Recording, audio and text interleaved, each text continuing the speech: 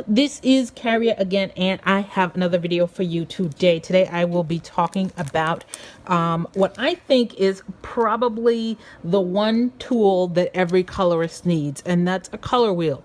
Now, you don't necessarily have to buy one. You can get a digital one. Get just a picture of a color wheel and sort of like, use it the same way. Or you can also make your own color wheel by using the colors in the color wheel in the same order.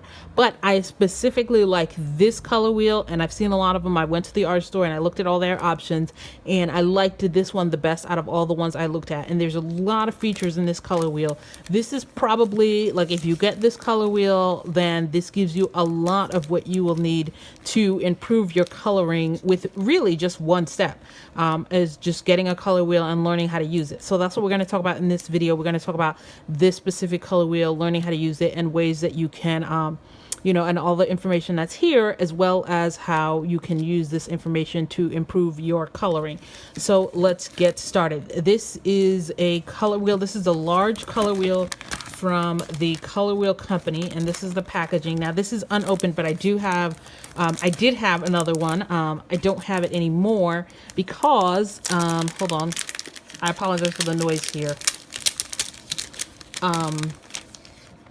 I did have another one, and I don't now, because just because it's a shiny sort of a plasticky paper does not mean that you can use it as a coaster for your tea.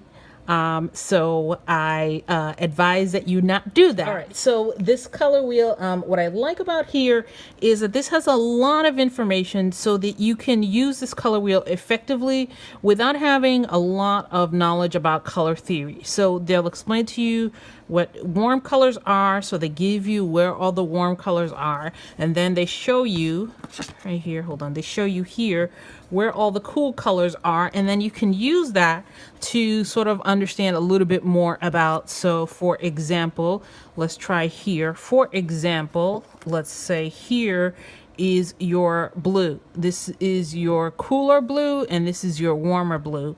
And then you can do that throughout. So this is your green, this is your warmer green, and then this is your cooler green. So you can use that throughout.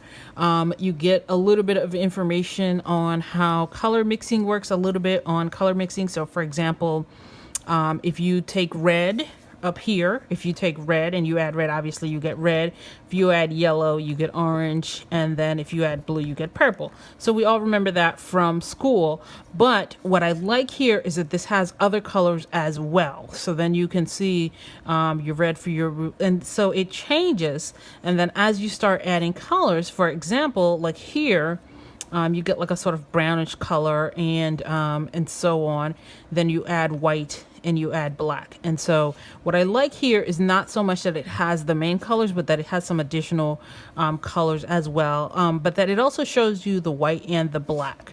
So that it shows you that information there. The other thing that I really like, hold on, let me make sure I have my notes, warm and cool colors. Okay, it has some information here on the terminology, which is really, really important. Color is all three characteristics combined. Hue is the name of the particular color. So when we say color, most of the time we mean either all three characteristics or the hue specifically.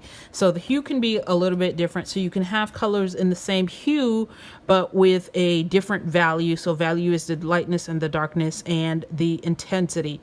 And then over here, you get some more information on the tint is the color plus white. The tone is the color plus gray. The shade is the color plus black. So let me show you. They show you that a little bit more in this side. So this side shows you that a little bit more. So you have pretty much all the stuff you need to know here. So violet, see, you see the color. The violet is the tint, is the color plus white, the color plus gray, and the color plus black.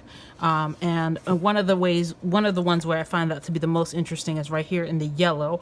So you get like a light yellow, but then the color plus gray and the color plus black. You see how it almost turns into a different color. That's really cool. So I like that a lot about this color wheel, that it gives you the definitions and then you can see how they work. It explains what the primary colors are. There's the other thing that I really like about this color wheel is that it has a value scale. So you can look at a color and you can see, you can try to match up the value right here, so you can see, and then there's a break here, and you can try to match up the values. Should you need a particular, should there be a situation where you need a value and you need to know the value. So then the question is, how do we then apply all this information to our coloring, and how do we use this to improve our coloring? Let me take you to my not yet complete. This serves two purposes. It serves to show you where I am in the color along. This is the color along for the month of October over on Instagram, and there's a link to my Instagram page down below. So I just want to show you really basic. I did this with green is going to be her skin tone. So her skin tone now is she's a green skin tone, and I may make it a little bit darker, and I may add a little bit more to the skin tone. But you will see quickly that I made the lips. Hold on, let me turn it to this way so you can see. I don't know if you can see, but so you can see that the lips are like a sort of a soft red kind of color. And the reason why I went that way with the lips is if you go to the color wheel, so hold on, if you go to the color wheel, it gives you the pure color. So this is your green.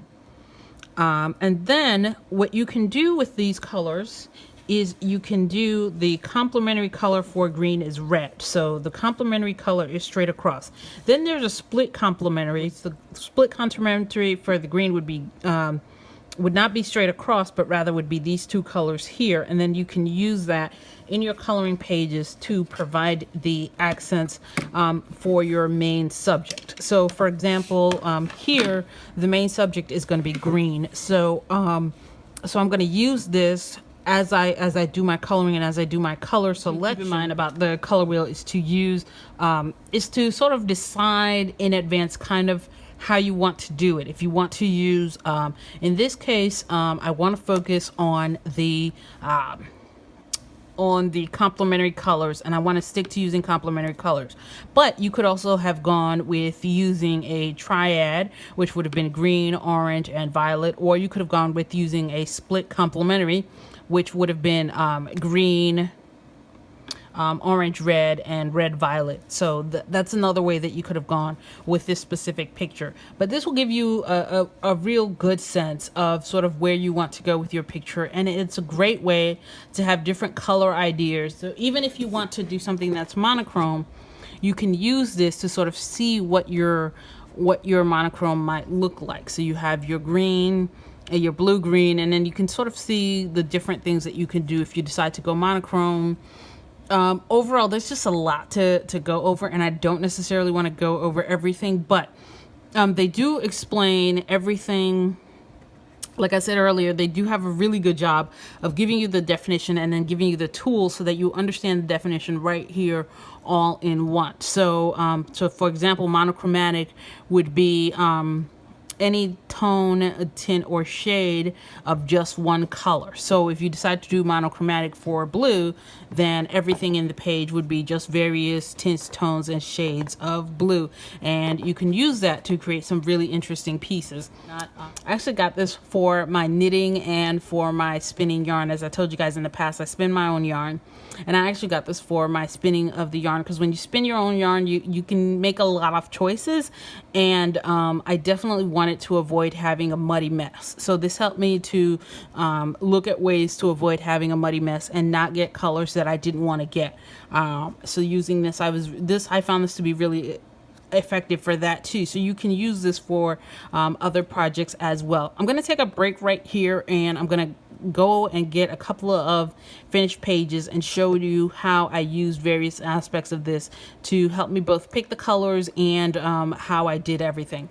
So I'll be right back. Right. So I got a couple of pages to show you various choices that I made and how I made them. So for this one, I believe that I really wanted to focus on, this is what I use for my Pablo review, and there'll be a link up there for my Pablo colored pencil review.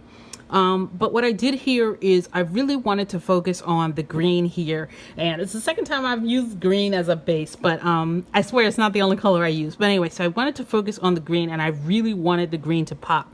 So in order to do that, I used the complementary color that is red for the hood. So the red and the green, they work really well together in this piece, and they work, and I was very, very happy with the results. You can see some more green in the background. The other thing that I did here is because the cloak was red, I didn't want to have this fighting too much, so then I went with an analogous color to red, and I went with a sort of a red violet, maybe leaning a little bit more towards the purple for the dress itself. But the main focus was going to be on her hair and her eyes, and that's what I wanted the viewer's eye to be drawn towards. And I think I did an okay job. I mean, there's things that I would have done differently if I had more colors, but I think that I did an okay job. And generally, I'm really happy with this piece, and you know, I really enjoyed this piece. This was done for my Pablo review, so I only had 18 colors to work with. So you know, for colored pencils, that's not a lot of colors to work with, but I still really enjoyed it. So there's that. Here's another one that I did, and this one was done using, this was done a long time ago. It was one of my earlier ones. So I did this one with, once again, using analogous colors. Hold on, let me show you. Once again, using analogous colors. So I did just these three right here. So these are the analogous colors. And this was mainly what I focused on using here throughout. I mean, there's a couple of points where it's a little bit more pink. But generally, I used analogous colors. I used a lot of the same sort of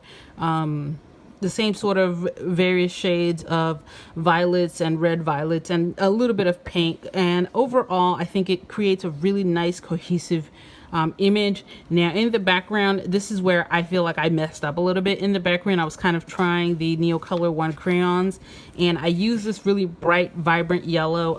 And the yellow is if you look in the color wheel, the yellow is a complementary color.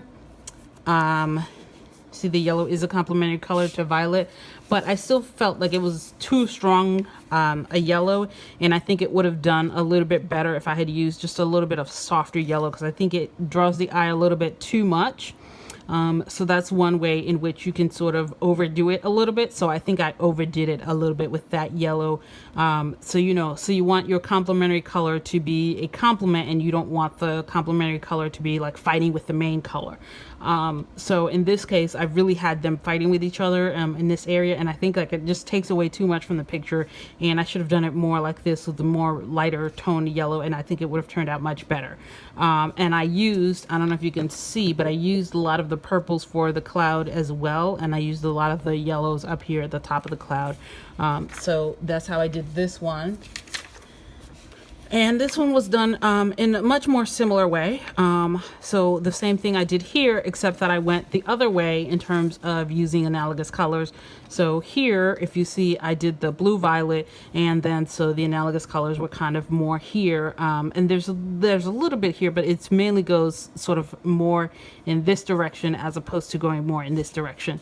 And if you see it, that's kind of what I was going for. It's not exactly right, but I think that overall, once again, it sort of lends itself to a really nice, cohesive sort of image. And that doesn't mean that you're sort of limited to only those colors, because what I did here in the stocking is I added a little bit of a different color that's not really within the same color scheme, and it gives it just a little bit of extra. It's just a nice little bit of pop, and it doesn't overdo things. The same thing with the cheeks. They're very, very pink cheeks, and I used a lot of pinks for that, and so it doesn't overdo it.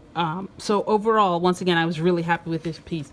So those are the ones that I got for you, just to show you how you can use the color wheel. Have the means, you can go out and purchase a color wheel like this one. It doesn't necessarily have to be this one in particular, but I personally am really fond of this one. I do have the smaller version was the one that I used as a coaster, and I honestly, because I have low vision, I like the big one better. I got the smaller one, and I like the big one better, but they come in 2 sizes, and there'll be a link to all that down in the description below. So I think that's it. So thank you guys so much for watching. Don't forget, I have the color along going on Instagram. There'll be a link down there on Instagram. If you are a patron over on Patreon, I have the color along going along for patrons. It's a slightly different challenge, and that is it. And I will see you guys next time. Bye. Oh, and don't forget to like and share and subscribe.